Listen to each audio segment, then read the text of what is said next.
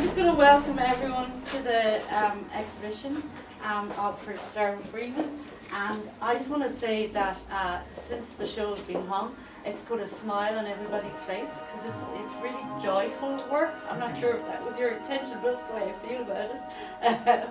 And I just love it. I just love how especially at the moment, over the last year, we're getting to look at work that puts a smile and kind of warmth in my heart. I see. So it's a real joy to go to the show.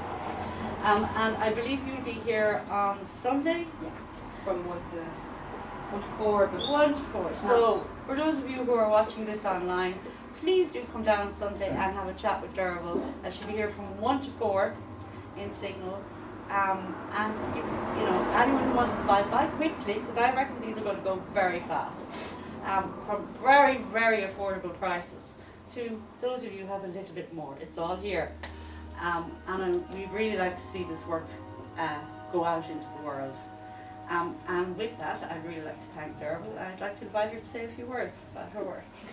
Thanks, Adam. Thanks so much for that. Yeah, everything you said, exactly your response is exactly kind of where the work has kind of stemmed from, really.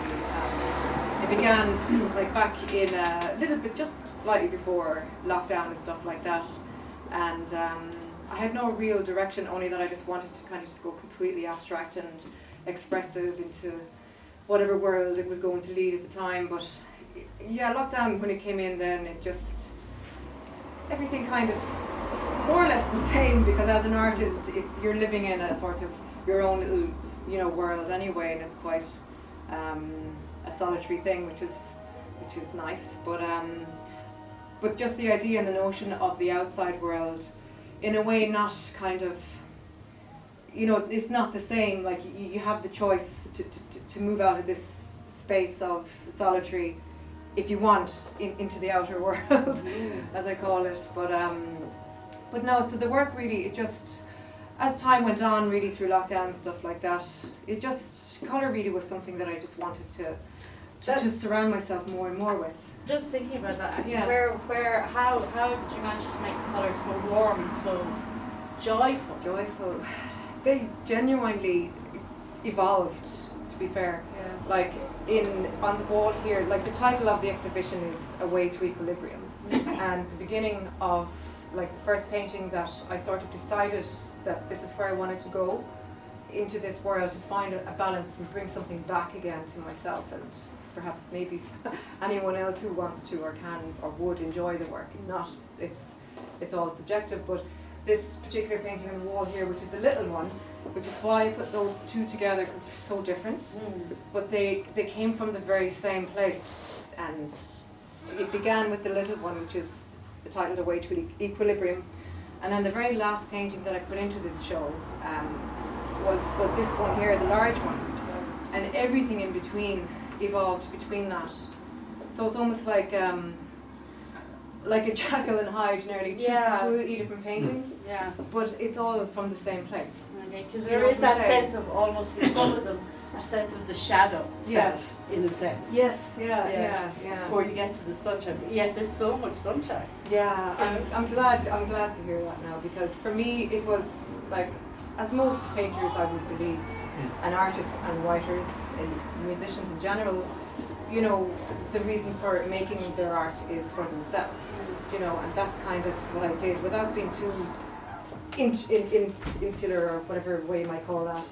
But it just, for me, it just brings me to a place of, what's the word, belonging, I suppose, and they kind of contradict what happens eventually, that kind of way, and that's, I guess, what happened throughout this work. But so, and it's after it's been here, is it going to be shown anywhere else, or have you plans for it? Well, it depends. Like it is, like my work is always ongoing. When I say a series and a body of work, it comes out of the next. Like each of these paintings come out of each other. On the surface itself, every shape happens from another. Color dictates another. Everything is it's just an ongoing thing, and in a way, it's almost like how our universe works. And I'm very interested and inspired by the universe and this circular thing, and everything, as I say often to myself, everything. It just so happens to be circular. Maybe not the full sphere sometimes, but we're living on one. Yeah, yeah. And everything else around that is one as well. But it just happens that way, and it's kind of funny because a lot of this work, which it's only been brought to my attention halfway through that it's quite figurative, which, do you know, in a sense, like, for me that was intriguing because, like, I look at the landscape an awful lot. Like my series before that was all very much embedded in the landscape and in nature and all that kind of thing, and that's where this work comes from anyway. Yeah, I would have thought maps. And maps are people say that as well, which is again is kind of, I don't know, it's kind of funny because I do a lot of hiking and I have this little phone app, but I'm always looking at maps and I'm mapping my my trails and stuff like that. But that's neither here nor there. But I mean, in general, I guess, like, my trails are maps, and these lines I do, like, I have circles that I start off with, like the boulders out in, you know, the big boulders out in the landscape of Wicklow, which I've become very familiar with.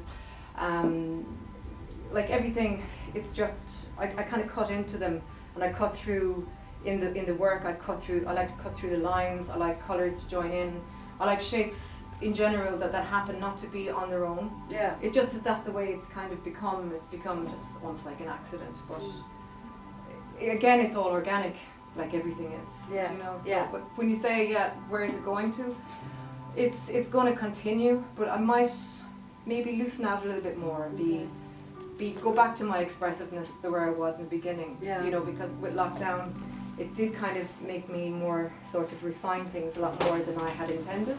It just, as I say, naturally happened. So maybe for the next and ongoing pieces, it'll probably loosen out to where they began, but on a very different plane. You know what I mean? I'm looking forward to the next step. I love this, but I just love. I can see a journey in them. Great, so I'm really looking forward to seeing where the next step happens. You know. But apart from that, to everyone else out there, come in here and buy these paintings, please. And help the lady reach her next step. Artists can't eat fresh air. Exactly.